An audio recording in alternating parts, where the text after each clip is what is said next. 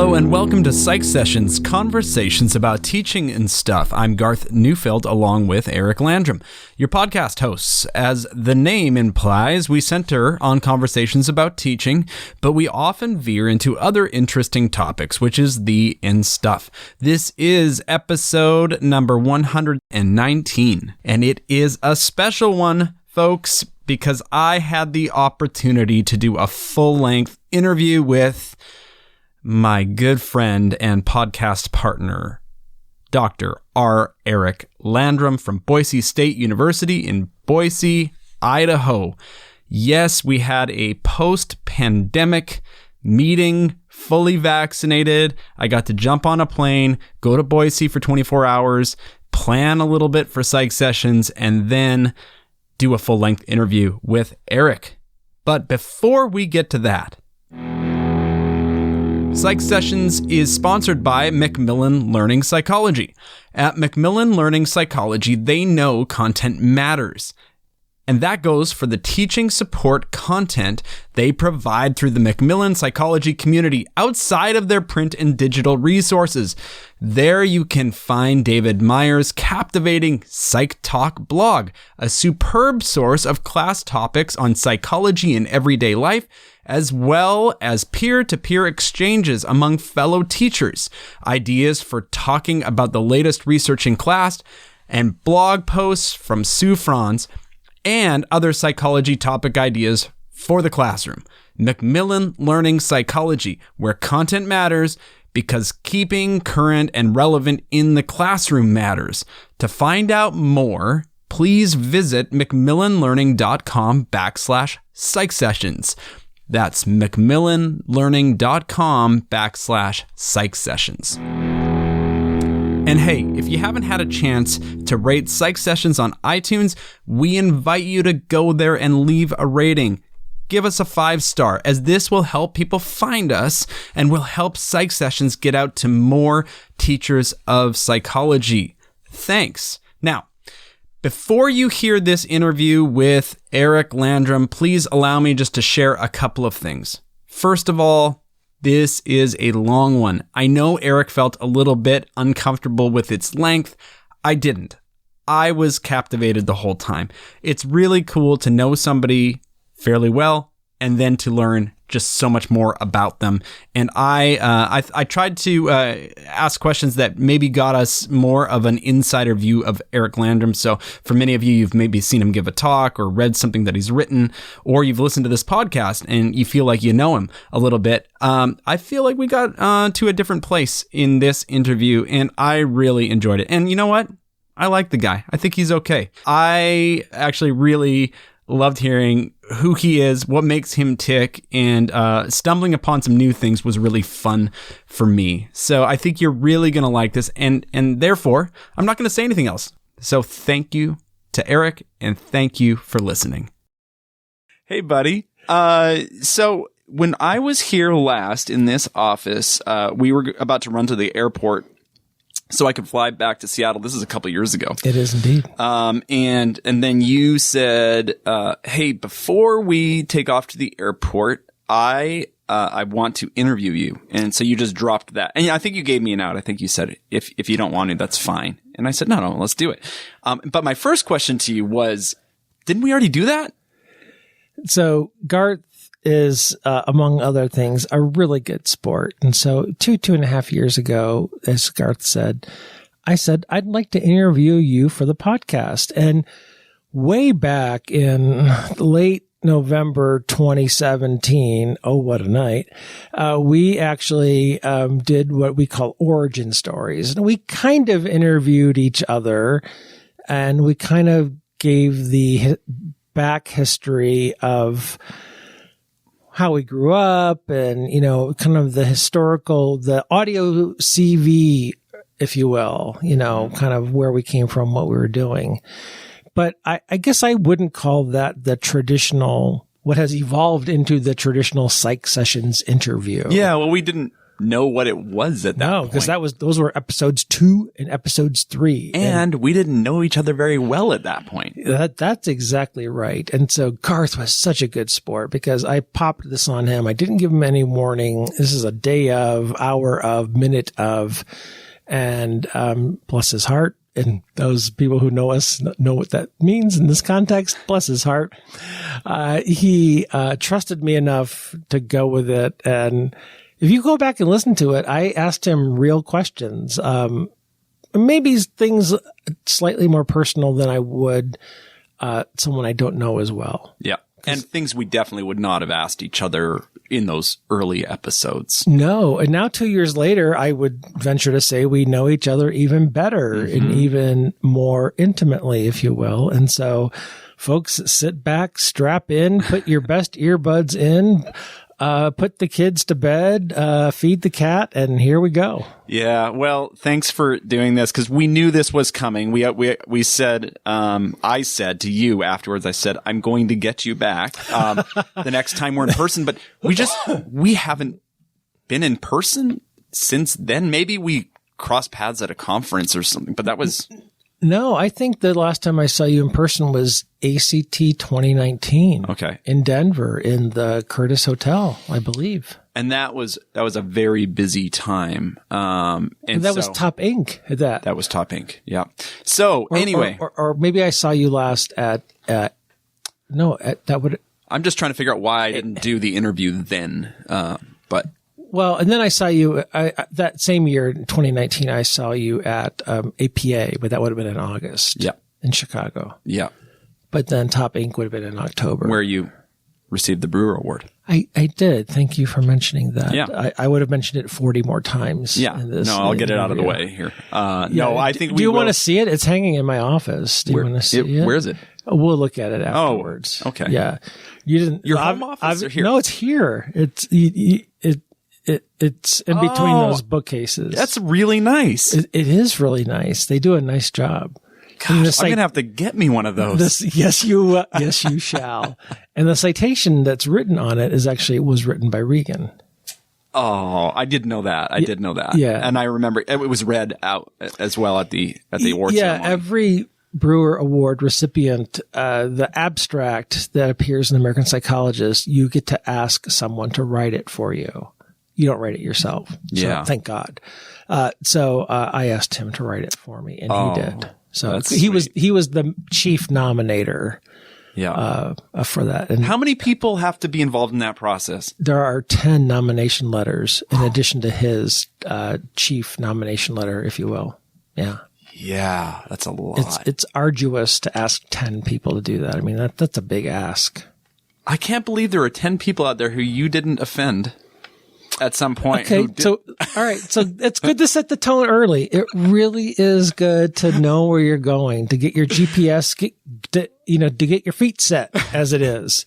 So let me get my feet set, and right now you can withstand the blows. I'm ready to go. Weebles wobble, but they don't fall over. So let's start here. You showed me in your house this morning an old organ. And there's a joke in there somewhere, but we just can't do that. No. Well, no, seriously. That organ, you invited me to sit down. I was ready to rush out, and you said, "Sit down, have your coffee here, slow down." And I like that about you. So we sat and talked, and you showed me this organ that was made in 1905 that belonged to your great grandmother. Yes, it would be my great grandmother. I think that's correct. Yes, and that represents. I didn't plan on this until just now, but that represents a lot to me because in that story, it's from Illinois, right? It is. It's a beautiful piece. It's like the wood is beautiful, and you are what are you? You are a hobbyist, a woodworker hobbyist. Yeah. I dabble. It's more than a hobby, and it's more than dabbling. But yes, you spend 4 nights a week, you said. I make stuff because I can't sit in front of a screen all day long and be sane. Yeah. Yeah. I need to get out from in front of a screen get out in the garage and do something with my hands, do something that's somewhat creative, that's not creative of what I do during the day. How has that always been a thing or that you've been into? Yes, but I haven't had the time. When I was raising kids, I would pour time into them. And as they grew up and grew out, I had more time for that as a hobby. And I used to do more photography as well, but I've stepped away from that. Interesting. Yeah. Did you do the whole where you would do it on film? And I did. Yeah. So when I was in college, I was actually employed. My college job was a college photographer among many. So I would go to events. I'd go to sporting events. I'd be called to take pictures of photo ops in the president's office. And then I would go to the dark room and I would develop the film, and then I would print the prints. So it was awesome. Yeah. You have this, you're an introvert.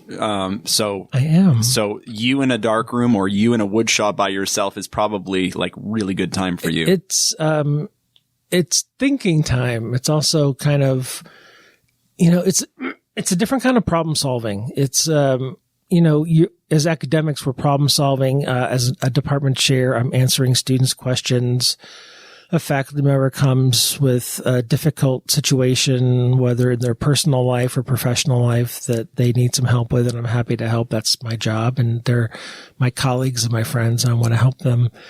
But then sometimes it's interesting to be out in the shop and see, I think half of woodworking is covering your mistakes. So you have this beautiful piece of wood, and darn, I nicked it. I just ruined it. Well, okay, so how can I fix this? How can I turn that mistake into a feature? And so sometimes you figure out how to take these mistakes and salvage them. And so that becomes really interesting. Need that cough button. Yeah, I do. I apologize. It's the raspy voice that Angelique likes. Yeah. Yes. I think she's the only one, but I'll take that as an audience member. No, my family all likes your voice. Oh, that's very sweet. We tell them I appreciate that. Yeah. Hey, Neufeld family, I appreciate that very much. Yeah. So, but that's your kind of recharge time. Yeah. I mean, don't get me wrong. I watch plenty of Netflix and I watch my fair share of HBO. Because sometimes I just want to conk out and veg. But I really feel better if I'm on my feet getting some steps out in the garage. And in the summer, I get more work. Do some work with yard work as well. So I think I had this kind of idea that you just work all the time, but you've struck a little balance. Who have you been talking to? No. You're very productive. And I know that coming into this kind of chair position with your department has taken up a lot of your time. So it's been a lovely interview, Garth. Thanks for the 4 minutes we've chatted, and this is the shortest interview in PsychSessions history. The chair position has in some ways messed my life up. Let's just be clear about that and be honest for a moment. And when I say that, I mean, before July of 2019, I was almost never late with anything. I was almost never behind or late or missed a deadline. It was really rare for me to do that. And since July 1 of 2019, I have been late and missed deadlines more in the past 2 years than I have in the first 30 years of my career. I'm 32 years into a career. And this is before the pandemic even. I'm talking about July 19 up until the pandemic hits March of 2020. And I work with a tremendous team. Cynthia Campbell is a 12-month associate chair. Ava Canneberger is a 12-month business operations supervisor. I love the faculty at Boise State. They're awesome. We have a great chemistry of people. So it's not about people. It's not about lack of support. It's about the amount of work that it takes to support 800 majors and 300 minors, and the amount of paperwork it takes at a state university, especially during COVID, but even before COVID, I just can't keep up. And I dropped all my research projects. I tried to finish up a few, but I didn't take on new research assistants. I opted out of commitments that I'd made. I had been named to the National Task Force to revise Guidelines 2.0. I was named to Guidelines 3.0, and this past November 2020, I opted out of that. I withdrew my name from it. So I'm having a hard time keeping up, which is, I mean, I haven't really had this hard of a time keeping up since the very beginning of my career when I was an early career psychologist.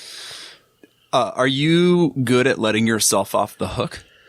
Like, no. Or like, what's the mental chatter going on when you're missing deadlines? The mental chatter is, I should be able to do this. Yeah. And, what am I going to do differently to stop missing deadlines and stop apologizing to people for not getting stuff done? And to make changes. So what can I say no to? What do I have to withdraw from? Yep. Because, I kind of have to take care of my health. Yeah. And, like I tell other people, if I say yes to something, I can't say no to sleep because a human being, I need that sleep. I need that rest. I do need that time in the garage. I cannot work from 6 a.m. until 10 p.m. and be healthy. Yeah. So I have to have that downtime. I have to have that veg time in the TV or out in the garage in the wood shop. So were you pulling six to 10 sometimes, like pre 2019? I would pull 6 to 6, 6 to 7, 6 to 8, occasionally before chair, under my own control. But then I would do 8 a.m. to noon and then play the rest of the day because I had it under control before I was chair.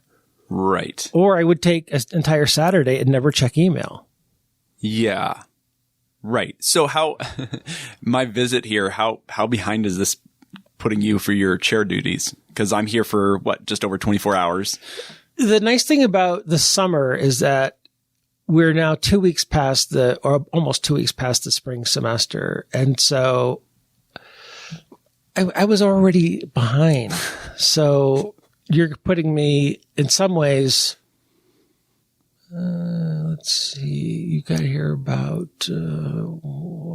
2 o'clock yesterday. You're putting me about 26 hours behind. It's not bad. Yeah. Yeah. I put a away reminder on my email saying I was going to be away from email the 18th and 19th. Yeah, you're good about that. But I mean, they just pile up. You just tell people I'm going to be away, and emails have slowed down. It's okay. Here comes the old man. You make time for things that are important, for events and for people who are important. The greatest gift I have is the gift of time. Mm-hmm. So, when is your chair job done? I'm not quite sure. June 30th, 2023. Oh, that's 2 years. Yeah, 2 years. I've made a 4-year commitment, and then I'll step away. Yeah, you will. Yeah. Oh, yeah. Yeah. Who knows? You might end up loving it. I'll step away. Yeah. Yeah. I do love it. I love serving my colleagues. I love serving this institution. I have just completed my 29th year at Boise State University. Wow. So I do love it. I love serving my dean. If my dean stepped away, I would probably step away. I don't necessarily love the workload of the job. Yeah. Yeah. So. Yeah. Yeah. It's interesting. It's not what you signed up for until you signed up for it, right? Well, I mean, I've been chair twice before. This is my third tour of duty. So in some ways I knew what the job was, but I will tell you the systems and processes have changed dramatically since 2005, 2006, when I served for a year as interim chair, or my first tour of duty, 1996 to 2000, when I was an associate professor serving as chair for the first time. And, one of the things, even before the pandemic, our university, and maybe yours is doing the same thing, but we are adding new systems and new software at a rapid pace. And during the pandemic, we talked about suspending processes, like things that we call like program prioritization and external program reviews, but we really didn't. So we kept doing at a pell-mell pace all the things that we do under normal conditions, but not with normal support and with budget cuts because of the pandemic, and with budget exercises because we were preparing for the pandemic, and delays in hiring people that either were retired or left. And we had delays in budget and hiring because of the pandemic. So we kept doing everything we always did because of the pandemic, but we couldn't do replacements, and we didn't have the budget because of the pandemic. So it just got piled on. Yeah. Well, I don't want to camp here for too much longer, but I do want to ask, what will you look forward to when you are not in this position anymore in your role as just professor of psychological science? I just want to get back to being a good old professor, and I want to invite some research assistants back into a lab and work with me on the projects that I love doing, and do some research again. And, on my back burner is something that I started during a sabbatical in 2017, 2018 called PsychChamps. And I founded that as a nonprofit to be an advocacy group for undergraduate psychology majors, faculty, alumni, and because of the workload, I've just had to put it on the back burner. Yeah. So I'd like to circle back to PsychChamps, and that bandwidth will give me a chance to invest more in things like PsychSessions. And, I've got some book projects that are languishing out there. I'd love to circle back with Jane Hallinan to do a Bill McKeechee book, before that flame flickers out about that project. So there's all kinds of things I would love to do. I just can't do them right now. I've just kind of had that realization. Yeah. Well, it's interesting though. You have let go of some things, and you maybe are not as quick to respond on things, but you have prioritized some things. Like PsychSessions is a priority for you throughout this time. You don't miss deadlines with that, and yes, it's definitely a priority. I have not missed too badly posting new episodes, because we've kind of made a commitment to our listeners that the new long form episodes go up every other Tuesday. But I will be slow to respond to emails, and that drives me crazy. Slower than slow, or some things will slip through the cracks, and I'll have to go find them and then apologize profusely. I'm really good at apologizing, and it's sincere because I just feel bad. But, there'll be days, Garth, where I will start answering emails at 6:30 or 7 in the morning, and I'll work solid, and I won't goof around, whether it's home or here in my office at school. And I will work solid and not even take a break for lunch. And 6:30 or 7, and I'll answer emails until 5 or 5:30. And maybe I've written, and in my email inbox, I might have started with 80 at the beginning of the day, and just answered stuff and done work and replied to things. But then I end that day at 60 because people have answered and replied to things. And so it feels like I'm never getting ahead. Yeah. And it's not that I'm not doing work. I sometimes I've said, well, I didn't get any work done. All I did was answer emails all day. Well, that actually is the work of a department chair. Yeah. So I'm getting work done, but at the treadmill, I never feel like I'm getting caught up because I am doing the work, and I have the bad habit, like many people do, of using my email inbox as my to-do list. So it oftentimes doesn't feel like I'm getting anything done, even though I really am. It's just hard to see. Yeah. Yeah. Did you always have this kind of responsibility, kind of work ethic? Because you have a really good work ethic, and you take your work very seriously, and you do a very careful job of it. Has that always been something? I hesitate to agree with the always. I think it has developed over time to become serious. I think I've gotten better over my career in becoming more efficient with time. I can get more done in less time. I think most faculty that happens.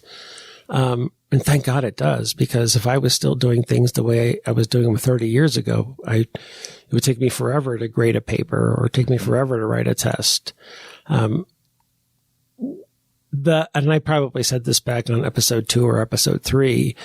The secret to me, what works for me, I don't think it works for everybody. And the secret to understanding me, if anybody cares, is that I take my work really seriously. Mm-hmm. I don't take me seriously. Yeah. So if people can understand that nuance and disentangle that, they get me. And if you can't, then you look at me like a silly buffoon who shouldn't be taken seriously because he's just joking all the time and doesn't do anything seriously. And if you can't disentangle that nuance, then the people who can't disentangle that nuance don't ever think about giving me serious opportunities. And I have missed out on things because of that. And I know that. Okay. So you take your work very seriously. Was this, and this is where I'm going to go back, do you see this trend, and we'll go back now we'll start this chronology thing. Do you see this trend as a student when you were even young? Yep. I sure did. Uh-huh. I can remember being in college and being in Dr. Hastings. He taught personalities, one of these 3 professors I just adored in my undergraduate. And he made a comment once in class, or maybe it was on a paper or something. And he loved it that I participated in class. Yes, I was that person who was always talking. I was always, trying to participate. And he loved it that I participated. And actually, my classmates did too, amazingly. But he's made his comment once about, Eric, it's great that you participate, but half the time it's BS, and half the time it's really golden.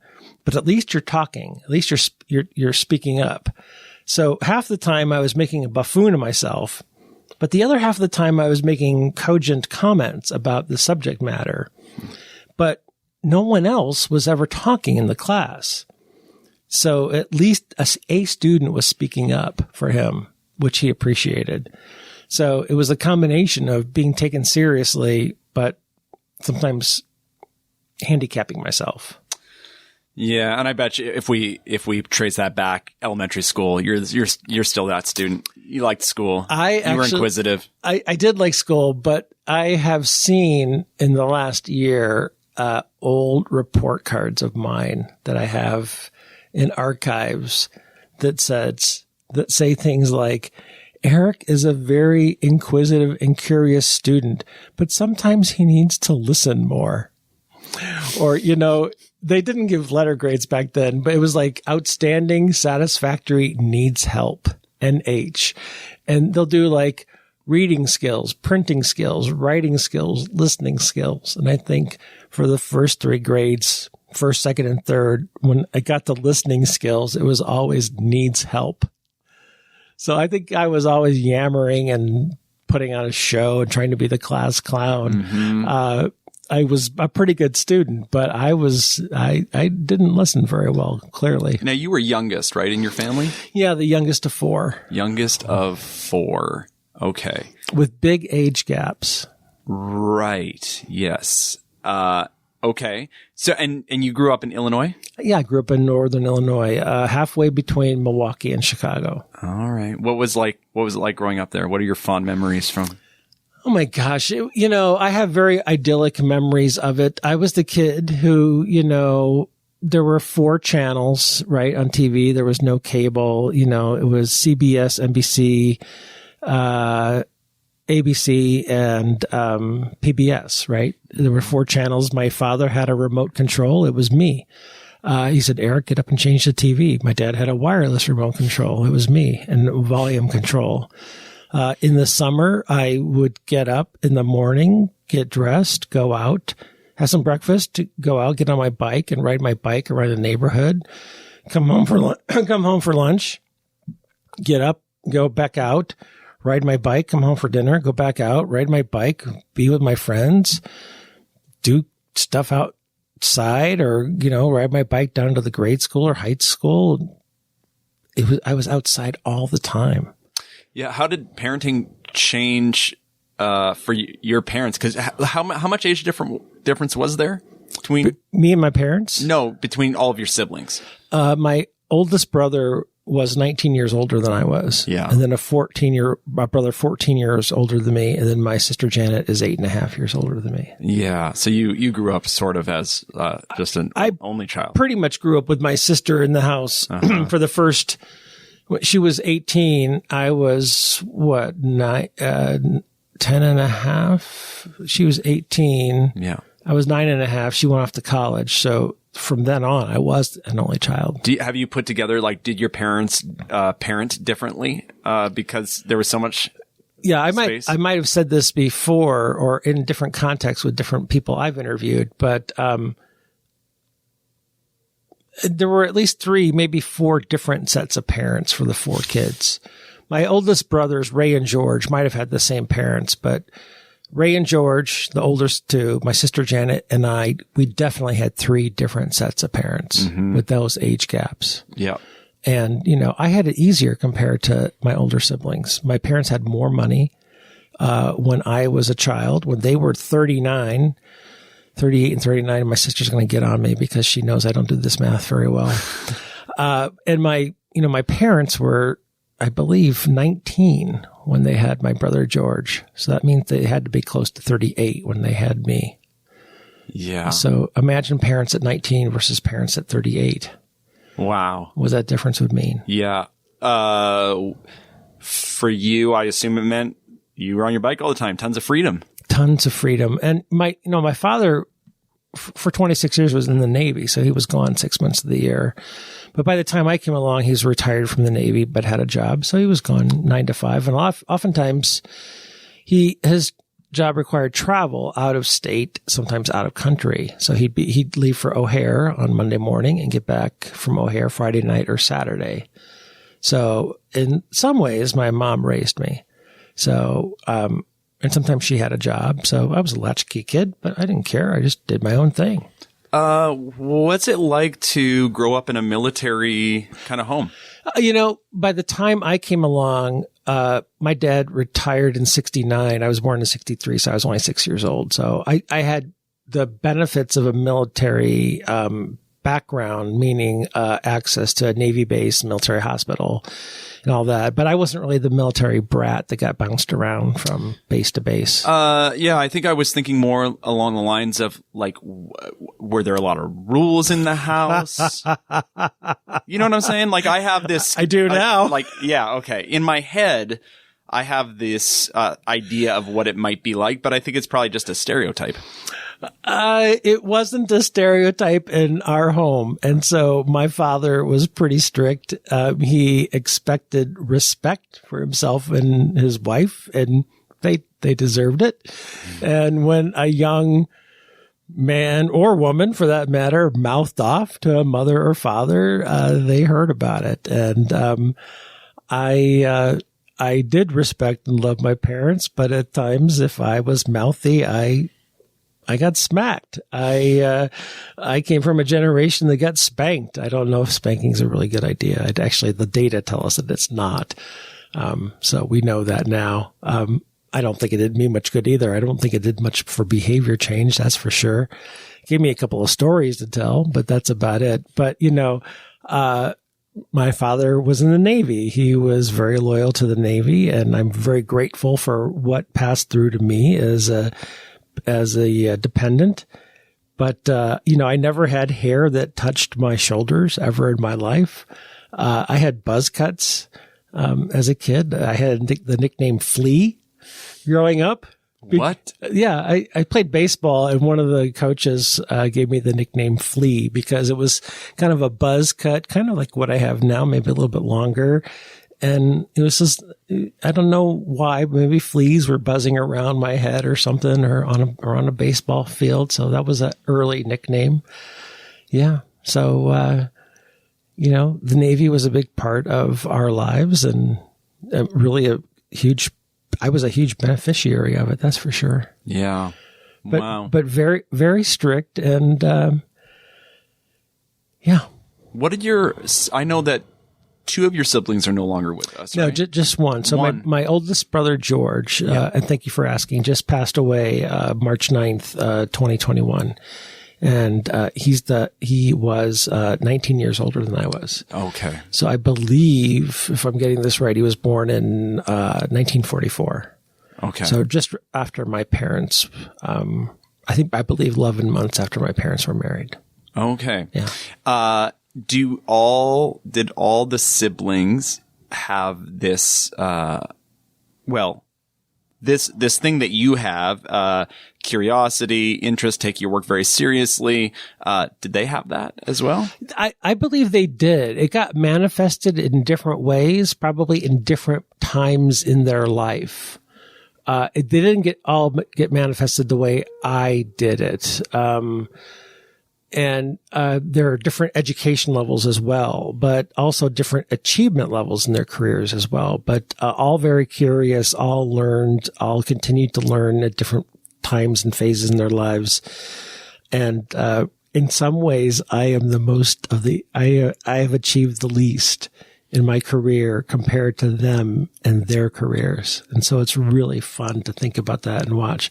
My oldest brother, George, who's passed away, never wanted me to go to Monmouth College. He always thought I could do better. He was always encouraging me, you should go to Harvard, dude, And I loved my Monmouth College experience, my undergraduate, but he was always encouraging me he thought I could do better, and I was really happy with where I went. Where did he go? He, as an undergraduate, went to University of Florida in Gainesville. Okay. But he also did a stint in the Navy as well, as my brother Ray did a stint in the Navy. Wow. Yeah. Was that ever on the table for you? I tried. And so I applied to the Naval ROTC and I applied to the Naval Academy in Annapolis.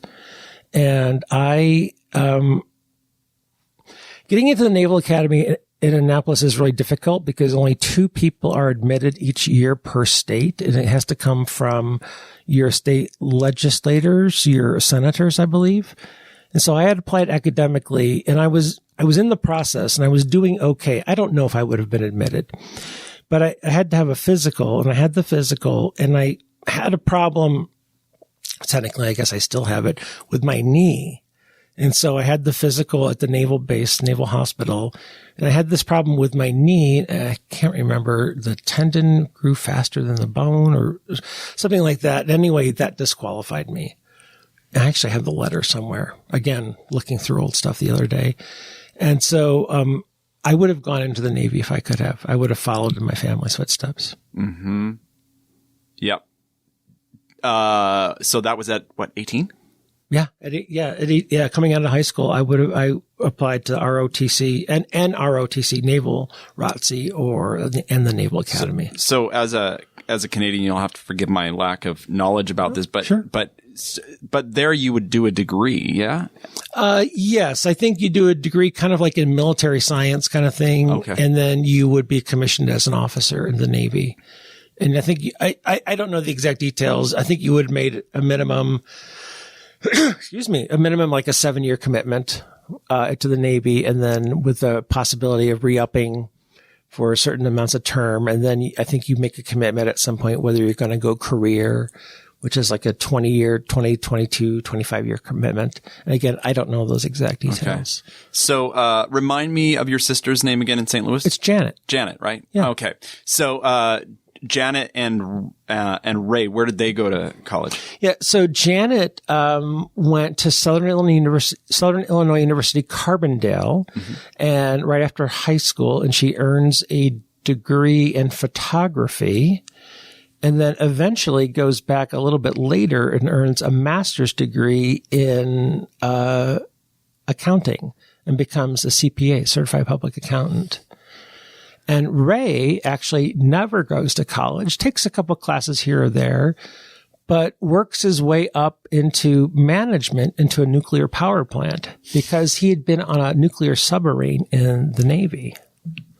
Wow. So he gets his training and education through the Navy and then just works his way up to the second highest position in a nuclear power plant. Oh my goodness. Yeah. Yeah. Wow. What a wide variety of things your siblings really did. And my oldest brother, George, goes to the University of Florida in Gainesville, gets his bachelor's degree in political science, does the Navy, eventually then also goes back and gets a master's degree CPA in accountancy. But he works most of his professional life in the Central Intelligence Agency. I remember that. Okay. Yeah. Fascinating. Yeah, really. Wow. Is. Wow. Did mom go to college? Mom went to college for about a year and a half. So after high school, growing up in Southern Illinois, she went to Southern Illinois University, Carbondale. So my sister went there, my mom went there, and I went there for my PhD in Carbondale. And my mom went there for about a year and a half. And this is the joke that she makes, and that she made when she was alive. And this is the joke that many other people make. I typically wouldn't make this joke. She went there for her MRS degree. In other words, she went there to find a husband. And, ironically, she didn't meet my dad. Well, she met my dad in Southern Illinois, but he wasn't a student on campus. So did what degrees did your dad have at the end of his, or my military experience? My dad didn't finish high school. Yeah. Yeah. So my dad, opts out of high school to, enlist in the Navy illegally, in World War II.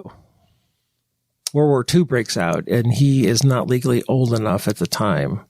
And, but still, I think he's a few weeks, December 7th, 1941. I think he turns 18 2 weeks later, but he still joins anyway. And, enlists in the Navy. Did he serve overseas in World War II? He did. He was on a ship. One of the ships he was on was the Antietam. And I don't believe they ever saw active military combat, is my understanding. But he was in the ocean. He was in that combat field, but never saw active engagement, is my understanding. So interesting. From what I know of you, and again, just like I've got stereotypes, I'm sure, but if somebody tells me, and in the States, it happens a lot, right? You hear that somebody was in a military family. It kind of makes sense. But from what I know of you, I don't know. It surprises me. It surprised me that you're from a military family. Oh yeah. Big time. Yeah. I mean, maybe it's in your sister as well. Just that art side, that artistic side that I know you were in theater. I don't know why I'm thinking so narrowly, like those two things can't exist. But, I think about military as, pull yourself up by your bootstraps and do things that men are supposed to do. Does any of that? Well, one of the things I really respect about the military, if you start looking at them really carefully, is that they are world-class educators. I mean, they have mapped out ways to teach skills in a really efficient way. And then they have actually conquered a way to assess those skills. Because when you implement troops around the world to do things, or even troops to do things in the U.S., you have to make sure that they know how to do what you need them to do. And so the few glimpses I've ever gotten at the curriculum of what they teach in all the armed forces, not just the Navy, I've been super impressed. And I think higher ed can learn a lot from military training regimens. Now, it is training. It's not this broad-based education that we give in a 4-year degree. It's usually kind of narrow focused. How do you navigate this tank in this situation? But they know how to teach the hell out of that, and in different environments, and how to fix it, and how to maintain it, and how to fire it, and how to drive it. And they can teach that. And those become skills then when those military folks leave and go to the private sector. There are some transferable skills from that training. And they're very good at that. I think in me at least, part of the creativity also comes from my mom. I mean, so my mom trailed my father around the country and occasionally around the world. And my mom was really creative. She was into ceramics. At one point in her life, she was into decoupage. She decorated eggs. So she would have chicken eggs. I should have shown you some when you were at the house. So next time. Okay. Goose eggs, ostrich eggs. And she would decorate them and at first give them away as gifts and eventually started selling them out of her home and then occasionally at shows. And so I would call it folk art in its best tradition. And so I don't have that artistic ability to paint something and make it look like something else, but I have a little bit of artistic ability to go in the wood shop and to put something on the lathe and make it look like a bowl when I'm done, or make a pencil holder or something. I do have a little bit of artistic ability, but not like my mom had. Yeah. Well, I of course think you're underselling yourself, but yes, you do amazing woodwork. So, okay. So when you were growing up, what were your interests, hobbies? I loved playing baseball and I loved playing basketball. Okay. I was a sports kid. Yeah. I would do that at all times if I could. Yeah. Yeah. I read a little bit. I didn't read a lot, but I love sports. Right? Yeah. Yeah. So you were just always out doing something. I was always outside. I was, playing Frisbee, trying to fly a kite with my buddies on Bonnie Bray and Grays Lake, just trying to do stuff, stay active. I watched a little bit of TV if I had to. I mean, I don't know that this changes over time, but were you always as introverted as you are now? Like, what does an introverted child look like? I was in plays. So, if you gave me the script, I could do the lines. I was in debate. But you're playing sports with kids. You're biking with kids all the time. Is that draining to a child who's an introvert? Well, the sports had to end at 8th grade. At 8th grade, that was the same kind of, at 8th grade, I got the diagnosis about the knee thing. And at 8th grade, they told me, you really can't keep doing what you're doing on that knee. And whether right or wrong, they said, if you keep doing that, when you're an adult, every step you take the rest of your adult life is going to hurt. And so at 8th grade, I have a picture of me on an 8th grade basketball team, and that was the last time I played school sports. Mm-hmm. And so I had to stop at that point. And so in 9th grade, freshman in high school, I started doing drama and debate. But up until then, I played baseball on every team I could. I played basketball on every team I could in school. So if you don't have that knee injury, you're probably not in drama and debate. I would imagine not. Yeah. I would imagine I don't become the academic student that I became, because debate for sure made me more studious. Yeah. Do you remember needing to leave sports behind? What was that like? Was that a loss back then? I think it was. Yeah. It was a long time ago, trust me. Sure. But, cause as a kid, it's kind of how I defined myself, right? I'd never played football, but it was always baseball and basketball. I always had my mitt with me and maybe a baseball bat and a ball and going anywhere, or going to a court and trying to find a pickup game or something like that. And I wasn't that good. Trust me, I wasn't that good, but I just loved to play. Yeah. I just loved to be on a team. I didn't even mind going to practice. I just loved that. But that's interesting. You still love being on teams, small teams. Yeah. Small groups or small teams. Yeah. I think for an introvert, if you're going to do stuff with other people, you want small, you don't want large. Yeah. Okay. So we have followed this thread with many other folks, who have found, theater, or have a theater kind of background, and you had that. How do you think that has helped? What skill did that give you? Yeah, immense skills. I think it gives a person confidence to be able to memorize lines and go out on a stage and act. I think it gives someone the ability to walk into a room and control it and project and control one's own emotions and be able to, at least when the lights are up, be able to read the room.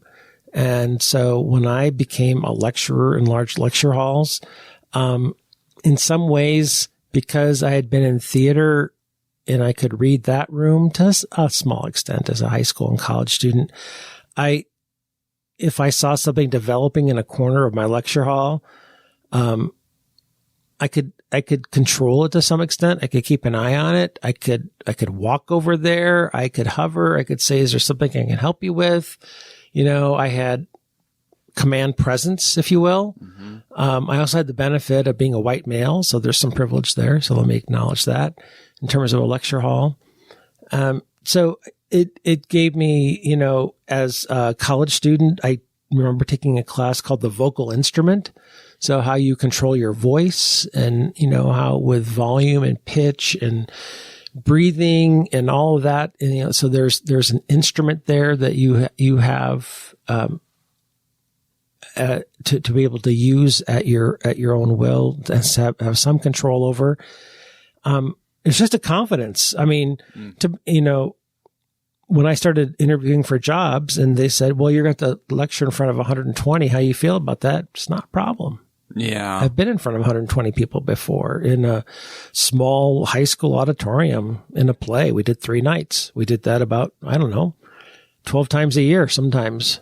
Yeah. What plays did you guys do? Oh, we did Lilium. We did Don't Drink the Water. We did, a whole bunch of them. And I actually have many of the plays still, the playbooks I had to memorize lines from.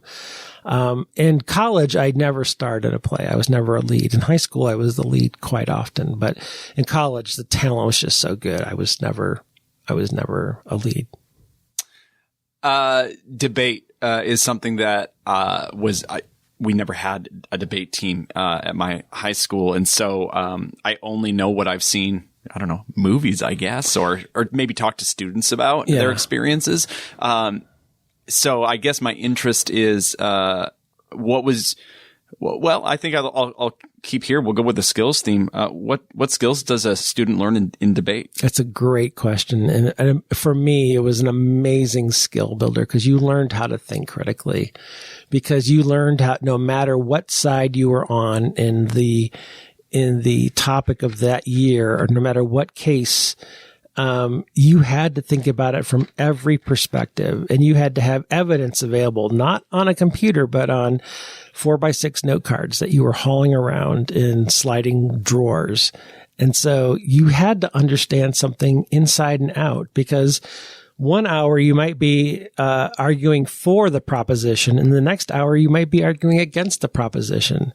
So you couldn't be one-sided. You had to have both sides. And, there was like first affirmative, second affirmative, first negative, second negative. And so you and your debate partner had to be prepared to argue in a certain format. And then there were rebuttals.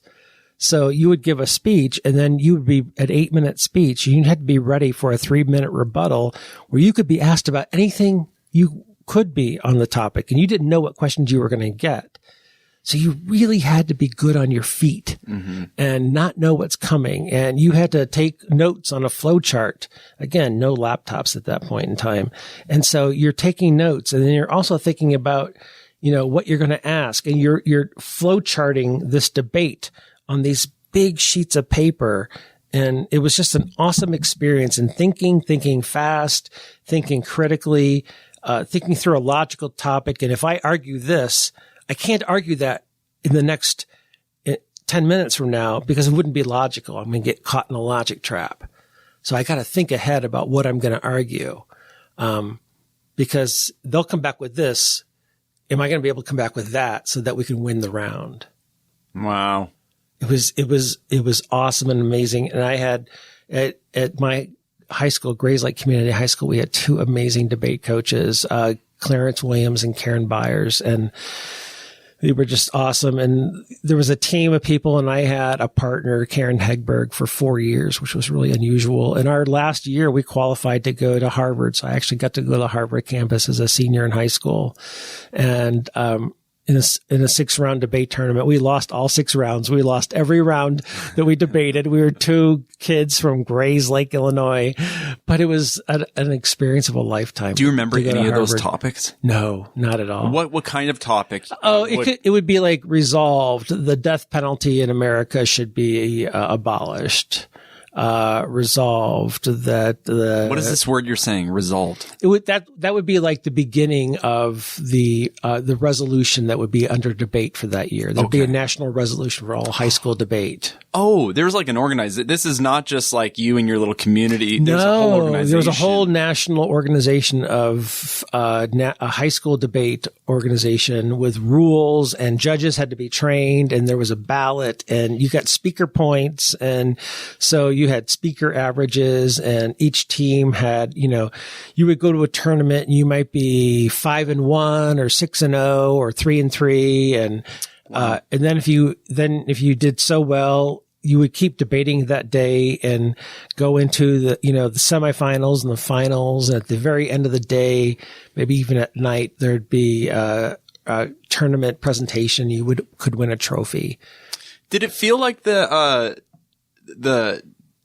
judging? I don't know why I'm thinking it's fairly subjective, but you're saying there's criteria. But are there times where you just feel like you were ripped off? Totally ripped off. Totally. Oh my God. Okay. Yeah. As soon as you got your ballots, you'd go off and you'd read them. And if things didn't go your way, you always felt ripped off. What do you mean ballots? So this is where you're getting graded? This is the... Yeah. They would be carbon copies back in that day. And so the judge would write really hard. There'd be a top copy that went to the judge's room. There'd be a pink copy that went to one team and a yellow copy that went to the other team. And so the judge would handwrite not only their points, the points, but then also the comments that justify the points. And you'd go off and read these, and either, hey, we went 6-0, we might win this tournament, or we went 0-6. We were robbed. I can't believe this. This was awful. I can't believe that they did that for us.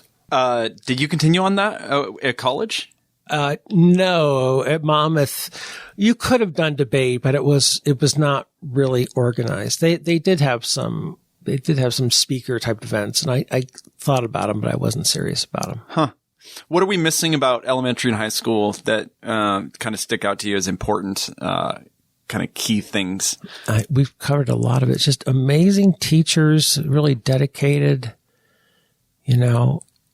I think it was a simpler time. Mm-hmm. Teachers were great, but I don't think they had to deal with what teachers have to deal with in 2021, even before the pandemic. You always ask this question to guess something like this, but was there a choice for you not to go to college, or was it intended? Did your parents intend that you would go to college? Garth, what an amazing, insightful question that you asked there, my friend. I'm sorry, I couldn't even do it with. I can't even remember how you ask it, but I usually ask it. I should. Was the question, will you go to college, or was the question, which college will you go to? Yeah. This is going to sound weird. I didn't have a lot of conversations about that kind of stuff with my parents, and certainly not with my father. It would have been a conversation with my mother if I had that conversation at all. I think I decided I would go to college. I didn't have to convince anybody of it. And they were very generous, and they paid for, I got a couple of scholarships here and there, which didn't pay for Monmouth. Monmouth is a private school, and they were very generous and paid for much of it, not quite all of it. And I had a little bit of student loans. And then when I went to graduate school, I paid for all of that. So I think it was more, and I only applied to 2 schools and got into both, University of Illinois and Monmouth College, both in Illinois. So where's the University of Illinois? It's in Champaign-Urbana. So it's about midway through it's in central Illinois, not quite central, but a little bit north of the central part of Illinois. Okay. And big campus. You grew up in northern Illinois? Yeah. It's 13 miles south of the north border, in the northeast corner, as you get closer to Lake Michigan. Yeah. What's landscape like there? Is it fields? Is it, there trees or Yeah, it's wooded. Yeah, wooded area. Lots of woodlands. Not very hilly. Not at all. 7 miles from an amusement park, Great America. Oh. It was Great America then. It's now Six Flags. a Six Flags. And so my high school summers and college summers, I worked at an amusement park 8 years in a row. You worked there? I did. It was a blast. Yeah. What kind of jobs did you do? The first 6 years I worked in food service, different food service options. In the last 2 years, I worked in what's called cash control, which is essentially the bank of the park. Okay. Interesting. I assume that means that you had free reign. You could just go whenever you wanted to. As an employee, most of the time you had a punch card, you could go at least 6 times for free at the beginning. I think towards the end of it, you could get with your ID card. I think the last few years, you could go as much as you wanted to for free. Yeah. So you move away to college. How far is, and I always have trouble saying this. Monmouth. It's Monmouth. Yeah. Monmouth. That's okay. No worries. Monmouth. Yeah. How far is that from home? It's a 5-hour drive. Okay. Yeah. Yeah. What sticks out to you about college? Were you a psych major right away? No. And that's fine that you don't remember the story. You've heard so many people tell the story. I was a math major right away. That's right. I was a math major, got C pluses in Calc 1 and Calc 2 and changed my major. And that's absolutely true. Okay. Yeah. We connect on this a little bit. I was a business major for a semester, hated it, hated accounting 1, debits and credits. 2-column accounting drove me crazy. Then I switched to speech communication and theater arts, and I kept that one. And then psychology was the last of 4, and I kept the last 2 as a double major. Well, and I knew that it's okay. As I have said many times this trip, because I heard Tina Fey talk about dragging memory to trash. That's what I do all the time. So I knew that coming in here today, I was going to forget a bunch of stuff that we've already talked about. No worries. I mean, you don't have the details of my life memorized, Garth? No. Well, there goes that award. No, it doesn't bother me. It doesn't bother me either. Good. In fact, it's a great way to live. It's like, oh, really? You've told me that 6 times? I love hearing this story. And I preface a lot of conversations these days with, I probably already told you this already. Yeah. Yeah. Because I don't remember what stories I've told what people. What's the etiquette when somebody says, I've probably already told you this? Do you cut them off and say, yes, you did? So, if you know it's going to be a long story, I would really appreciate being cut off. Yeah. Plus, I don't want to, I want to minimize looking like a doddering idiot as much as possible. So if it's one of these, I've told you this already, but I'm going to tell you again. If it's a 14-minute story, I just as soon be told. Well, good thing you don't take yourself too seriously, so I can tell you. I don't. Yeah, That's the thing. Uh-huh. So if you think you're insulting me, you're probably not. So try harder. All right. So in college, what got you to the psych major? What was it that? Oh, the professors. It's the professors up the front of the class. I wish I could say, I decided I wanted to help people. I wanted to change the world with my skill set in psychology. I really wish I could say it because it makes for a really good story. I was inspired by the professors in the Department of Psychology. Yeah. I ended up wanting to be like them. That's it. Yeah. Anybody in particular stick out to you? Yeah, Charles Maliska. But although all 3 of them were fantastic, but he was just the one that was one of my mentors there, my main mentor there, that was just and is remarkable. Was there, like in other classes outside of psychology, there had to have been great professors? There really were. And I think that's one of the hallmarks of a small private liberal arts college is that oftentimes they can attract, the best and brightest college professors around, who for good reasons, hopefully, the college instills loyalty to stay with them. There was an English professor there that I was able to take a class from, Dr. Mary Crow, who had a tradition of inviting students into her home. And so it didn't happen very often, but we went to her home, I think one evening, for a discussion over some book we had read. And she served us tea in her home, and it was lovely. It was amazing. Our college president at the time, Bruce Haywood, taught a German literature class, and I took a few German classes, and so I got to take listen into, maybe he didn't teach a class, but a guest lecture on a book that was written in German that he taught to us in German.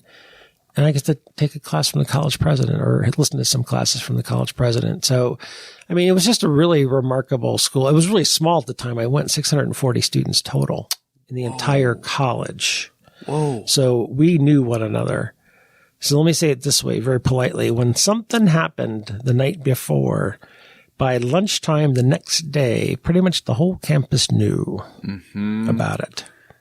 Wow. And there wasn't Twitter, there wasn't Facebook, and there wasn't texting. There was word of mouth. There was the cafeteria that we all ate in. That was the primary mode of information transmission. Oh, wow. Okay. Yeah. So, but this English professor, you didn't go in English. No, but she was still pretty amazing. Yeah.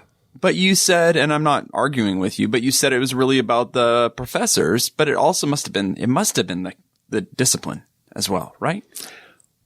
It was the discipline. The content grabbed me. The way the professors presented the content grabbed me. Obviously, there's an interaction going on there. Other professors made a memorable impact, but the content just it just didn't click with me in a way that I wanted to keep taking more and more classes in that discipline. Mm-hmm. But psychology did. Yeah. And, I know you've heard me say this before, but it's worth saying again, for me, and I think for you, there's nothing more interesting than psychological science because what is more interesting than us? So don't get me wrong. I think English is really important. That English as a discipline and the sub-disciplines within it. Chemistry and physics and mechanical engineering, super important and to some people super interesting. But what's more fascinating than ourselves? So I got hooked on that. Yeah. But so many students who want to be a psych major, they do want to go into those helping professions. Do you think you had this idea that so many of our students have that being a psychologist is being a therapist?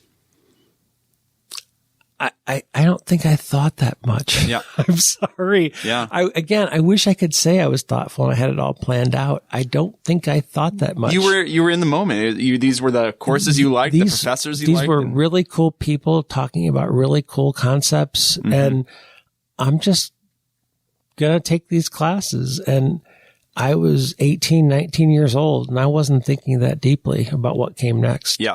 I should have been. Well, yeah. Maybe that's why you do what you do now in some ways. I am a dabbler. I don't have a research program for the next 5 years. I kind of know what I'd like to do, but I kind of trust it'll turn out. And I'm 58 years old. So far, it's turned out most of the time. Yep. Yeah. So at what point do you start thinking, who tells you about grad school that this is probably the time to start thinking about it? We actually that's a great question. We actually had a guest speaker come to Monmouth to give a Psychi invited talk. And his name is Rob Jensen. And he came from Southern Illinois University, Carbondale. And he gave a talk about his research there, but he also talked about the school a little bit. And that kind of, I think, prompted that I should start thinking about what's next. And my mentor, Charlie Maliska, started talking to me about that. And my sister had gone to Carbondale and my mother had gone to Carbondale. And I did apply to 5 schools when I applied to graduate school. So I didn't apply to just one. But, I liked school. I enjoyed school. I was fairly good at school. And so I thought, I'm just going to stay in school. And that's really the reasoning and rationale for it. Yeah. Okay. And so, but you apply only there? 5 schools. Oh, I'm sorry. 5 schools. 5 schools, and I get into 2. I love these moments in the podcast where you're not listening and you get caught. But you can also love these moments in the podcast where you can edit out that part. Oh, and no. It won't sound like you weren't listening. It's okay. Oh, I love it. I love it. Okay. So, graduate school, talk to us about the program there and what you did. Yeah. So there were 3 programs. I got into the experimental program, which was really kind of cognitive psych at the time.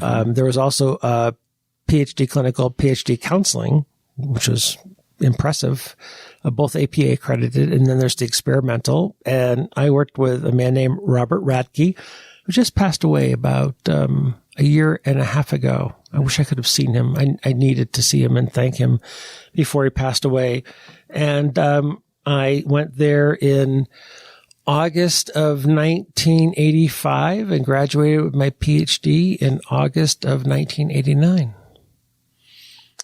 And you thought you would be doing what for a career? Well, there you go again. You actually think that I was thinking ahead about what I would do. I loved school, so I was just going to graduate school because that was kind of the next thing to do. Yeah. After undergrad, you go to grad school. Oh, that's the interesting thing about an experimental program is that you can still do a lot of different things out of that program. Like I went through a counseling program, so your path is pretty much set at that point. And was. So I did just like you did. I didn't think through much. It was just school. But then I found this path and it spit me out into that, into the world of counseling. Yeah. And my role models, ended up being my path models too, right? And so I see these really cool people. They get to stay in school. I'm fairly good in school. I like school. I go to graduate school. I see more people who are role models for me and influential. I get a PhD. What can you do with a PhD? Well, you can go to school and be a professor. I've watched professors now for, almost 8 years. By the time I'm done with my PhD, that doesn't look like a bad life. So at some point that occurs to you in graduate school. Yeah, because I'm getting ready to finish up my coursework. I do my dissertation. I do my data collection. And it's like, I really should think about what's next. What was your dissertation on? Memory and problem solving in the aged. I did my dissertation on implicit and explicit memory in Alzheimer's disease patients. No, wait. I'm sorry. I take that back. That is my master's thesis. I did problem solving protocols with transfer training in my dissertation, 6 experiments.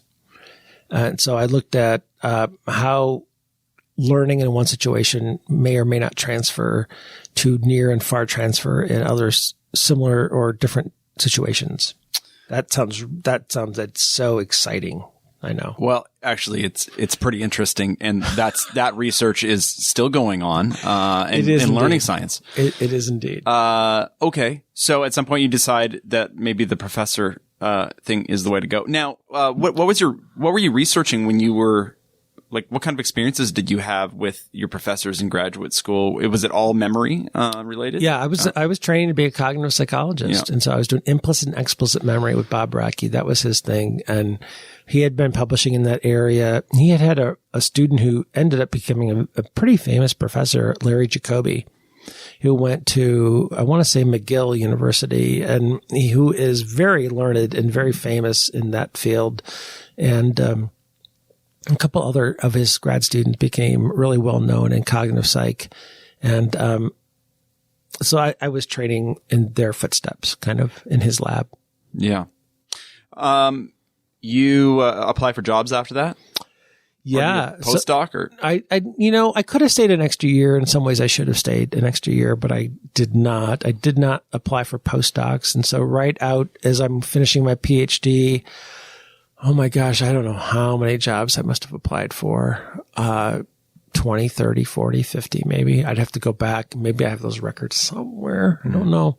You probably do. I probably do, but they're not Word files. They're either AMI Pro files or they are WordStar files for anyone who goes back that far to a CPM machine. They don't know what that all means. Yeah, I dozens and dozens of schools for an assistant professor tenure track position. And your first job? First job, University of Wisconsin, Platteville, in the southwestern corner of Wisconsin, starting August of 1989. And how long were you there for? I was there for 3 years. It was a delightful place, lovely faculty members, part of the UW system, 13. At the time, they had 13 full-time 4-year campuses in their system and 13 2-year community college campuses in their system. Plus UW-Madison and UW-Milwaukee as flagships. And why did you end up leaving there? Okay. Because Boise was next, right? Yeah, Boise was next and the only choice after that. Yeah. I think I've told this story, but I'll tell it again. I was doing really well. I was working really hard and doing teaching, research, and service. And I got a letter from my dean, who was a lovely man, Dale Fatzinger, who I remember to this day. And he wrote me a letter and said, Eric, you've had a great year, and I am pleased to offer you a raise for the next year. It was after year 2, I believe, of $283. And I was a young faculty member, assistant professor. I was 28 years old. I think my daughter Allison had just been born. And I'm going, I just worked my butt off for an entire year for an extra $283. This doesn't sound good. And I'm not overly money motivated, but I need to pay my bills and I'd like to have a future. So I'm not a martyr either. And so I don't think I wrote him back. I think I called him and I said, and I was super naive, or either that I was a super jerk, one or the other. And I said, Dr. Fatzinger, Dean Fatzinger, I think there's been a typo in my letter. I think there's a 0 missing. You didn't mean 283. You meant 2,830, right? And he said, no, Eric, I'm sorry. That's with budget cuts. That's all we can do. And so I really liked Platteville. I liked the location. We were close to my parents' house. We were close to my wife at the time, her parents, in the Midwest. It was a nice location. It was a really nice campus. There were lots of perks living there. But I actually went on the job market because if that was going to be the trajectory of how Platteville was going to turn out, that didn't bode well. And in fact, a couple of years after I left, the entire UW system started having contractions. And not only did some departments get collapsed, but some campuses got collapsed. So, I don't know if it was a good move for me. I don't know if it would have been inevitable that I lost my job or anything like that. Anyway, and so in 1992, I started at Boise State. I've been here ever since. What is it in you? Because I've seen this. I don't want this to come across the right way, but I've seen that when you wish upon a star. When you wish upon a star, when you expect something and you've earned it, and you worked hard for something, or like there's an amount of loyalty that you expect out of in work projects from institutions, apparently, or some acknowledgement of what's happening here. And is loyalty a big deal to you? Is it loyalty that I'm talking about? I don't want to talk about specific things, but I could tell you off mic a few instances where I've seen this.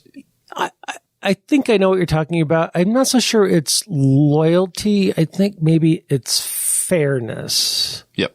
Or some offshoot of that. Higher ed has a really bad habit of swallowing up, chewing up, and spitting out its young. We will abuse people, sometimes knowingly, sometimes unknowingly, and then just leave them on the roadside to die, figuratively, of course. Mm-hmm. And I don't like that.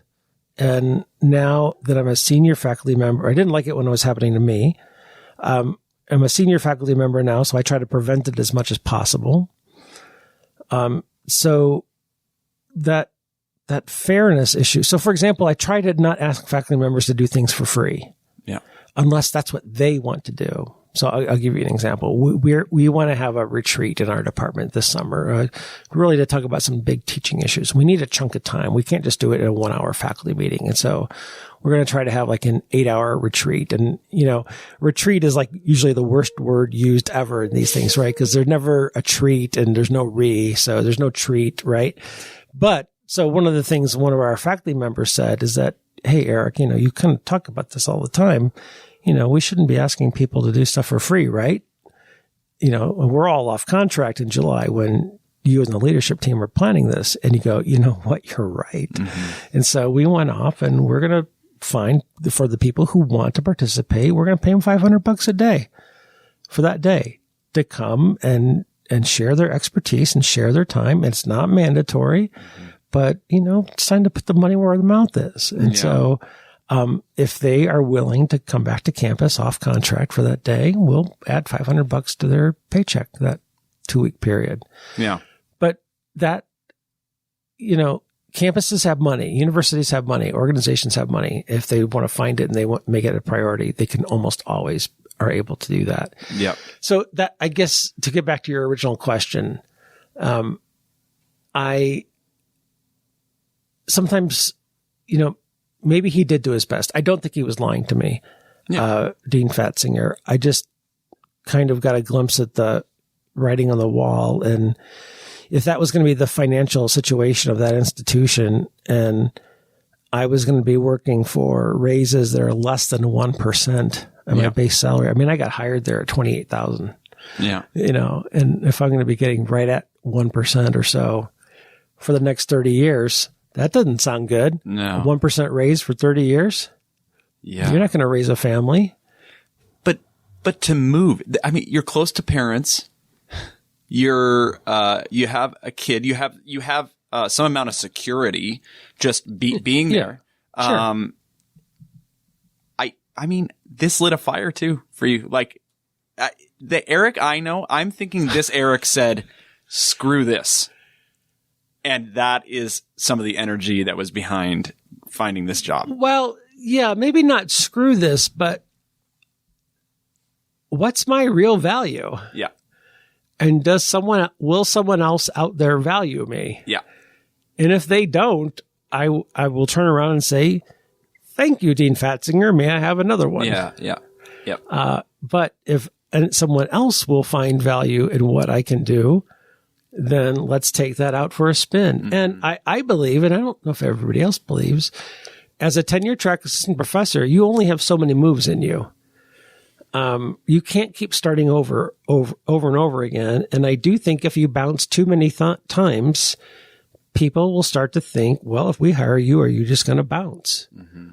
Now, that could be an unfair stereotype, but I was concerned about that. So I bounced once, but I don't think I would have bounced too many more times. Maybe one more time.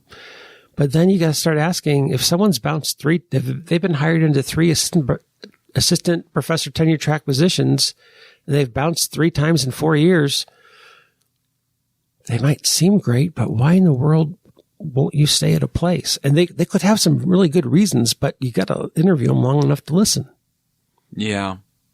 So, you make the move to Boise. Boise. I've noticed you say Boise. I try to for the locals. Okay. When I'm lazy, I just say Boise. Boise. With a Z, but the locals want it with a C sound. Yeah. Boise. Yeah. Boise. So you came out here obviously and visited before and interviewed and stuff. I had never been here before my interview. Okay.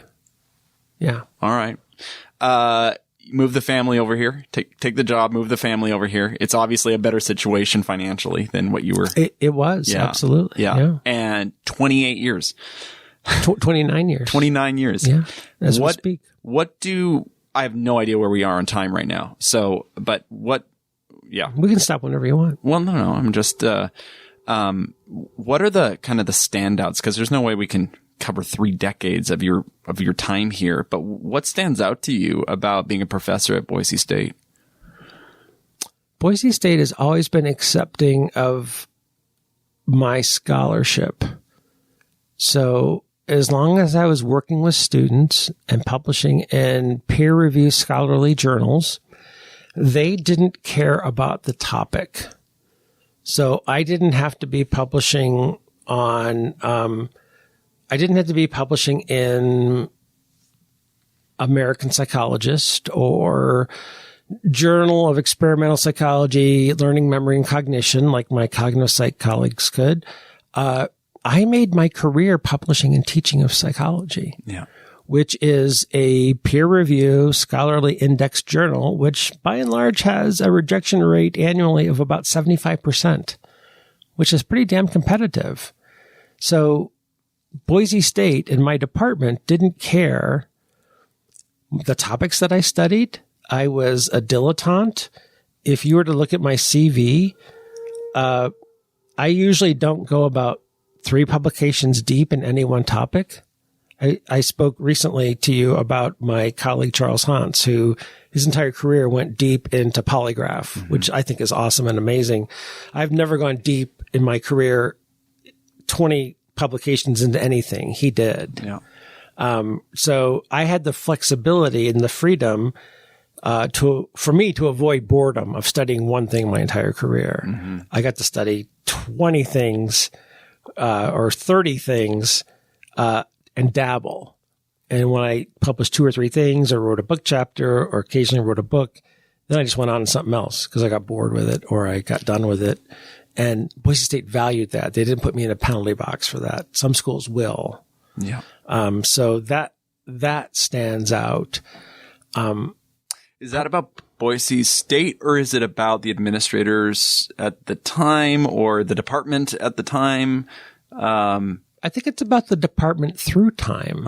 Okay. And because someone could have come along and been a college leader, a college administrator, a dean could have come along and said, we don't want that kind of scholarship. Mm-hmm.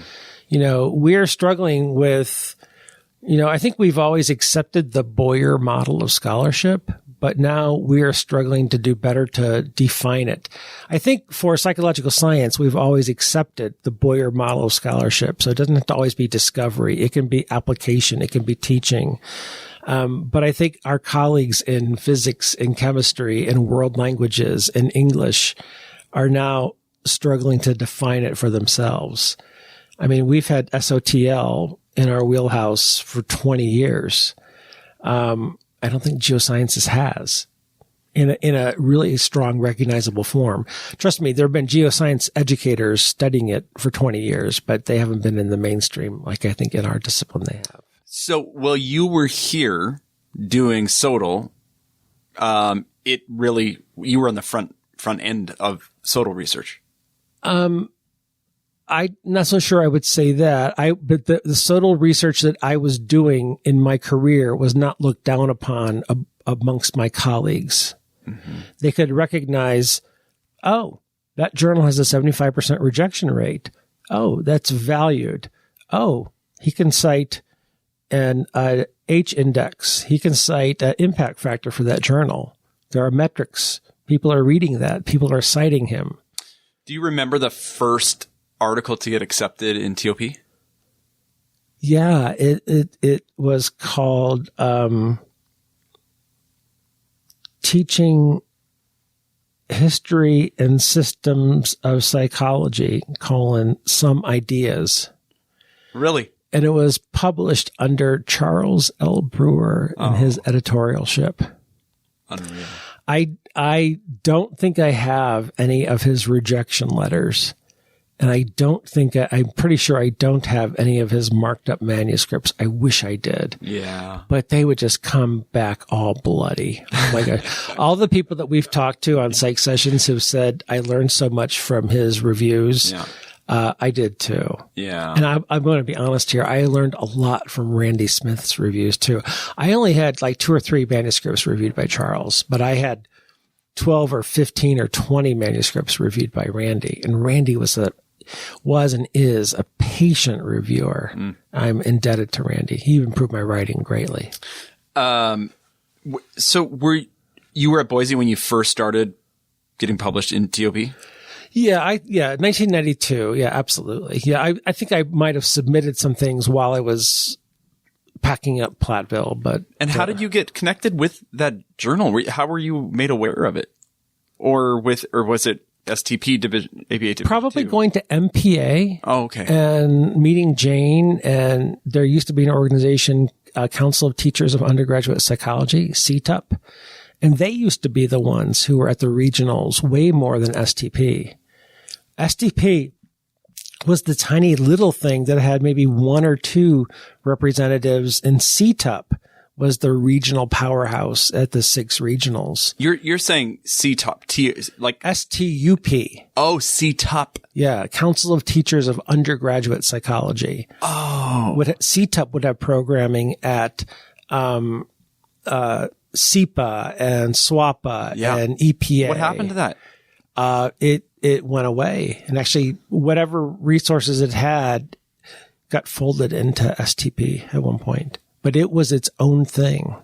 Whoa! I have, in all of the conversations we've had, I've never heard somebody talk about that before. Yeah, and so Jane was actually president of CTUP at one time, and actually I was president of CTUP at one time, way back. Early 90s. Yeah, late 90s for me, probably mid 90s for Jane. I'd have to go back and look it up. I always forget how long you and Jane have known each other. A long time. I think I probably met Jane in 1988, before I had my PhD, when I went to one of my first MPAs. That's when I became an MPA member when I was a grad student. And I remember going to a session that she was moderating, and meeting her. And I have a letter from her, I think in 88 or 89, where she wrote to all the attendees, and she wrote me a little handwritten note in the margin and said, "Glad to see you at the session, Eric. Hope you're there next year." So she is your longest professional relationship. Oh, I think for sure. Yeah. Yeah. I mean, yes. Yeah. And she was just amazing then as she is amazing now. I know you probably didn't have this kind of insight, but were you thinking to yourself, like, she's a trailblazer. This woman is, really, really has something. I don't think I was savvy enough to realize that then. I mean, I was a grad student in 1988, getting my PhD in August of 89. I can't say that I had that savvy. I knew she was sharp, and she was organizing this session. She was in charge of this programming, and she was kind enough to write me a letter and invite me back. That was pretty awesome. But I don't think I had the foresight or insight to know who she was or who she was going to become. I can't say that I had that. But you saw that group from MPA and the CTUP folks and Jane, and you thought, this is where I want to put my time in. Well, these are people who are going to help solve problems for me, because, I'm going to get my first job at Platteville, and I don't know a lot about teaching, and I don't know anything about advising in student success. So again, utilitarian. So 2 birds, 1 stone. I'm going to start going to these sessions so I can learn all I can, so I can be a better teacher when I go home. Because at that time, I'm not thinking about presenting. I don't have any research on that. I was a cognitive psychologist doing implicit and explicit memory research. I wasn't a SOTL researcher. I wanted to pick up tips. I wanted as many handouts as possible. That was the goal. Take home as much paper as possible, because the handouts were the gold. Wow. Yeah. Yeah. Okay.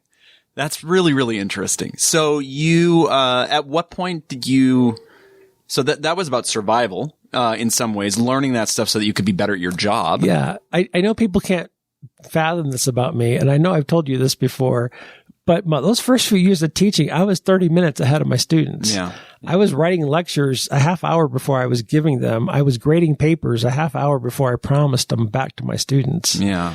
I mean, I needed everything I could get to get through a class, to get through a semester. And I was about 30 minutes ahead. And sometimes, I was my first semester teaching, I was 26 years old, and many of my students were older than me, and they gave me shit until I shut them down, and I had to. Yeah. I had to assert myself. Yeah.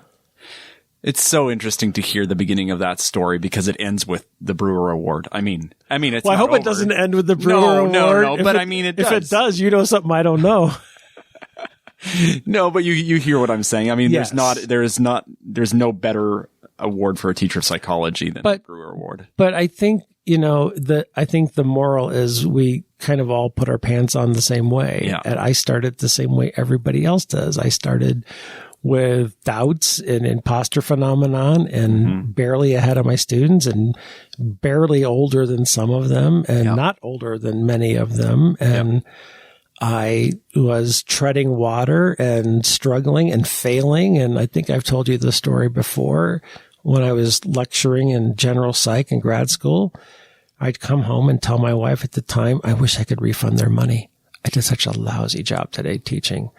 I don't think they learned anything because I think I taught it all wrong. I think I got it wrong. And I wish I could give them their money back because I was terrible. Because I was. There's that fairness thing again, hey? Yeah. Like, yeah. It's like you expect other people to be fair because that's the standard you hold yourself to. Garth, you've hit it. Yeah. I do. I expect that, and I expect it from me first. Yeah. I don't expect it from them first, and then I'll meet them. I'll give it first. Yeah. And I do that with grading too. I'd rather be fair than nice. So I tell them from the beginning of the semester, if it's a 1,000-point course and 900 is the A cutoff, that 899 will be a B. Yep. And 900 will be an A. Mm-hmm. And that's not nice, but telling you from day one is fair. So you might not want to blow off class to get that Starbucks and be late and lose points. Because at the end of the semester, it could make the difference between an A and a B. Oh, man. Oh, that's endearing to me that yeah. It may be endearing to you, but sometimes it's not endearing to students who end up with an 899. Oh, yeah. And it happens. Oh, you know what? When we go for lunch after this, we're going to talk about fairness a lot, but okay. Let's keep going. No, we should, I'm nowhere over an hour. No, but I'm not done yet because okay. I want to get up to kind of what the last couple of years have been like, and especially the last year for you. Well, we just did it. We did that at the beginning with the chair stuff. No. I want to talk about your health. Oh, okay, yeah. Sure. Yeah, okay. That's all right, right? Of course. Yeah. Yes. So can you just you had a health scare. I did. During a pandemic. Lisa, your wife, and you guys were married in Vegas by an Elvis impersonator, by the way. Yes, we were. For the audience. Yeah. Could not. Oh, by the way, your story. I learned the entire Lisa and Eric backstory last night. It's fantastic. It's pretty good. Yeah, it's pretty good. What year did your relationship start in? When did you all meet? Well, our relationship started in 2002. Right. Yes. I knew of her and met her in 1998. Yeah. Okay. Yeah. So, and then you guys, you've been married for just 4 years, not just, but 4. Yeah. Ish. Since 2017. Okay. Yeah, 4 years. Yeah, but you've known each other a long time. Anyway, that's fun. Yeah. But your wife Lisa couldn't go into the hospital. Can you maybe just walk us through what that was like? So, in middle of August, I started having some breathing troubles, and I had come off of a medication, and I thought maybe it was a side effect. We had an inversion here in Boise, and it was hard to breathe. And I said to Lisa one day, "Are you having trouble breathing?" Because I am. And she said, "Yeah, I am too." And I said, "Okay, all right." And when I was walking to campus or walking, around, I would have to sit down and kind of breathe heavy for a little bit. And I was kind of monitoring it, but okay. And then you and I recorded. This is going to be a long story, so you can edit part of this out. I'm going to tell the long version of the story. No, go for it. You and I recorded on Thursday, August 27th, 2020. We recorded our 100th episode of PsychSessions, and you arranged this awesome thing where people could be part of an audience. We had this big Zoom thing, and Sue France moderated, and it was amazing. And so we talked for about 2.5 hours that night. That was Thursday night. Well, go ahead. No, I was just going to tell you that I had no memory of that until you just said it again. So that's just how my brain works. Well, and I wouldn't be able to remember the dates unless the following thing happened on the next day. Trust me, I wouldn't remember that date. All right. All right. So August 28th, a Friday morning, I get up and I still have a little bit of shortness of breath, but it's no big deal. I walk into my office at home, which now you know where it is, from the bedroom to my office, across the hall, and I sit down. I'm going to record a little video for my capstone students, just a little 6-minute video. I had a couple things I wanted to say, and I start Audacity. I'm going to record, and I get to saying things, and I get to, and I can't get through an entire sentence. I mean, even the night before, I could speak without any shortness of breath. And now I'm sitting still. I'm not even walking. I'm sitting like I am right now with you. And it's like, okay, well, this is not, there's nothing normal here. I mean, my shortness of breath was a little bit concerning before, but now sitting still and I can't even finish a sentence. This is not good. So I call my doc and I tell him I got shortness of breath and can I come in? It's Friday. And he says, well, that's a COVID symptom. So you have to get a COVID test first. And if it's negative, then we'll see you on Monday, because it was like Friday afternoon. So I call kind of a doc in the box that we have here, Primary Health. And they take a lot of intake information on the phone and they say, well, we can get you in at 120. And so I go to a place nearby and you pull into a parking lot and they have these, these canopies, and you pull into a number and two people come out, and one is dressed kind of like in a hazmat suit, right? Because they're dealing with people who might have COVID. And there's another one that stands 20 feet back kind of monitoring. And a very nice woman, all I know about her, she had red hair. You could see a little bit of it through the hazmat. She comes up and starts with the clipboard and asking me questions. And I don't know if I've told you this before, but I'm sorry if I'm repeating myself. I told you I repeat myself sometimes. And she asked me, do you have any swelling in your legs? And I go, well, yeah, I do. And she said, well, is it uniform in both legs or more in one than another? And I said, well, it's more than one in another, my left leg. And I'm in my car, right, with the window down, answering these questions. And she says, well, can I see it? I said, sure. I open my car door, pull up my pant leg and roll it on my sock. And she looks at it and she goes, can I feel it? I go, sure, go ahead. And she says, okay, you can roll your sock up and pull down your pant leg and close your door. And she says, I'm really sorry. I'm not going to give you a COVID test. I'm not going to charge you for this. I need you to tell me the hospital that you're going to go to, and to the emergency room you're going to go to, and I'm going to send your information there directly right now. And I said, okay, I'm going to go to St. Luke's Meridian. And I stopped and caught myself for a moment, called Lisa and said, will you meet me at the emergency room at St. Luke's Meridian? And I drove there.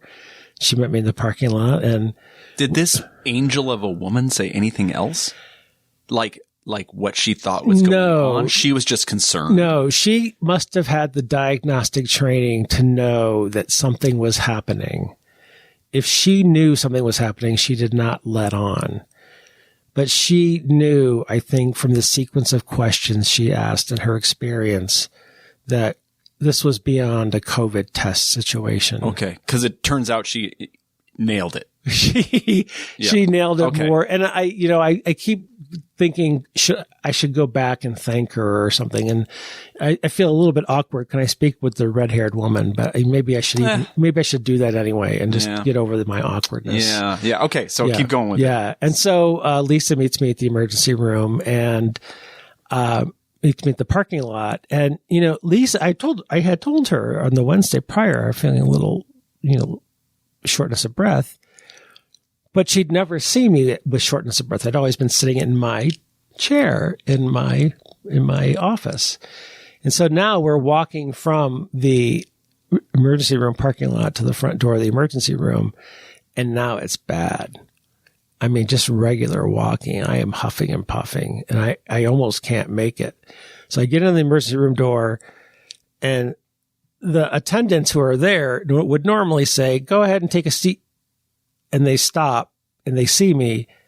And the one woman puts on her mask from behind the plexiglass and goes and gets a wheelchair right away. It puts me in the wheelchair. So by the way, this is the first time in my life I've ever been in a wheelchair.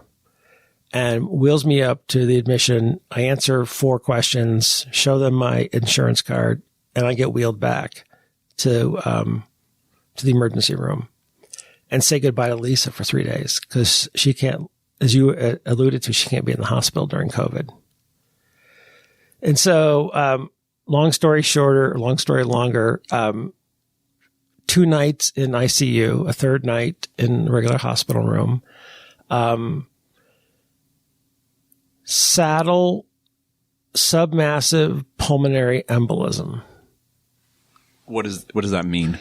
So big blood clots that formed on the inside of my right and left legs had broken loose in the bloodstream and gone to my heart.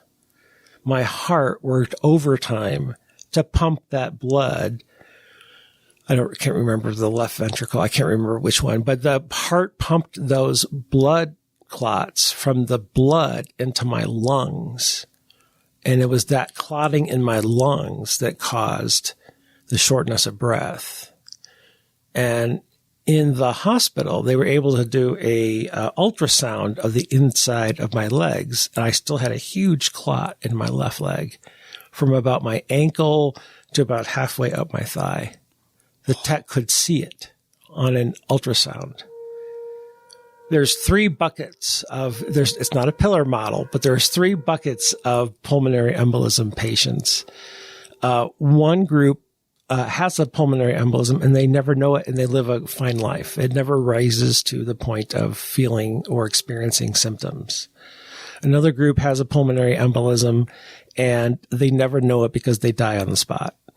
The third group has a pulmonary embolism and feels symptoms and they have a chance to treat them. And that's the one that I fell into. Wow. What's, out of those last 2 groups, what's the statistics on them? I don't know. Oh, I'm sure the medical professionals do know, but I don't know. But if you would have gone to sleep that night instead of, and you just would have tried to power through it, it would not have been good. I don't know if I could have slept. I don't know, Garth. Right. Yeah, I don't know what would have happened. This whole thing, I didn't feel any pain. Yeah. I mean, I might not have been able to sleep and I just would have had to call 911 from my house. Yeah. Gasping for air, perhaps. Yep. The most painful thing I had done there was the COVID test because I had the swab test up my nose. Yep. And that was the most painful 30 seconds of the whole thing. But I had never been in ICU before. Yeah. And, the double whammy of it was I was alone. Lisa couldn't come to the hospital under COVID conditions. And, she and I joke about this, but, she was worried I was going to die. Yeah.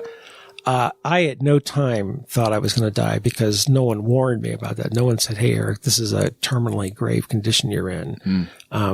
So I didn't have that perception, but she didn't know that. She was absent of that level of detail. I was living it. She was, sometimes not knowing and not having information is the worst condition to be in. Yeah. So that is the technical term for that experience is called a wake-up call. Mm-hmm. And so I went on blood thinners for 6 months and I have had that follow-up test actually in the past month. There are no blood clots. I do not have a genetic predisposition for a blood clot disease. I've had ultrasound in the legs. I've had CT scan on my kidneys. Things are good as far as they can test for. And so, that to kind of try to bring it back to teaching, and job and things, the greatest gift I have is time. Yeah. It still is. Yep. And it does change the way you look at things. Yeah. And you have made some decisions, I would imagine that a decision to say no to some things, probably comes out of that. Decision to say no to some things, but also some lifestyle changes about trying to get more exercise and trying to consume less sodium. And I've stopped eating certain foods that just aren't good for me. I've stopped eating as much of certain foods because the volume I was eating isn't good for me. I have cut down, I think people would say dramatically, on the amount of Diet Mountain Dew that I consume. I won't give it up because you cannot pry it until it's out of my cold, dead hands. But I'm probably drinking 2 or 3 cans a day rather than 6 or 8 cans a day than I used to drink. It does have sodium in it, but it's part of my sodium diet that I've been placed on. So, well, I'm sure glad that you're still here with us, buddy. I am too. I appreciate that. The medical professionals and the training that we have in this country is amazing. Yeah. And, For a while I thought about maybe I should do a TED Talk as a tribute to, all the people. I thought about what if I could do a pop-up video and recreate all the people I saw, and then over their heads pop up the years of training it took them to get that expertise, the amount of investment we invested in them, and their specialty. And I wish I could figure out a way to do that and respect their privacy and all that. But if you think about all the people I interacted with over those 3 days, and the ICU nurses and the staff and the docs and the people who were the cooks and the cleaning during COVID was an extra special challenge. I mean, it was just phenomenal. And, I'm thankful for healthcare, that I have the privilege of healthcare. Yeah. And, I could afford the deductible. It was a chunk, but I'm very blessed that I could do that. Yeah. Yeah. Well, thanks for sharing that. And, because I know that for many people, our national colleagues, who are friends of ours, you sent out, because of the podcast and the nature of this whole thing, I think I got a personal note from you, but I think that you wanted people to know. And so you kind of blasted out, this has happened. It was weird. And I didn't do it very well. And I was in the hospital and I communicated with very few. And then when I got out of the hospital, a few more, and then a larger email, which is maybe not the best, most personal way to do it. But, and then after I sent that, I know I left people off that I should have included, and then you feel bad, but then it's like, I just got out of the hospital. Well, then people I'll feel bad probably later. Sending their well wishes to you. Which is great, which is lovely. But then I feel like I should really respond. I know. Yeah. Then, of course. Yeah. And then it's 2 months later, and then here I am again. I'm late. So I've got a backlog of emails.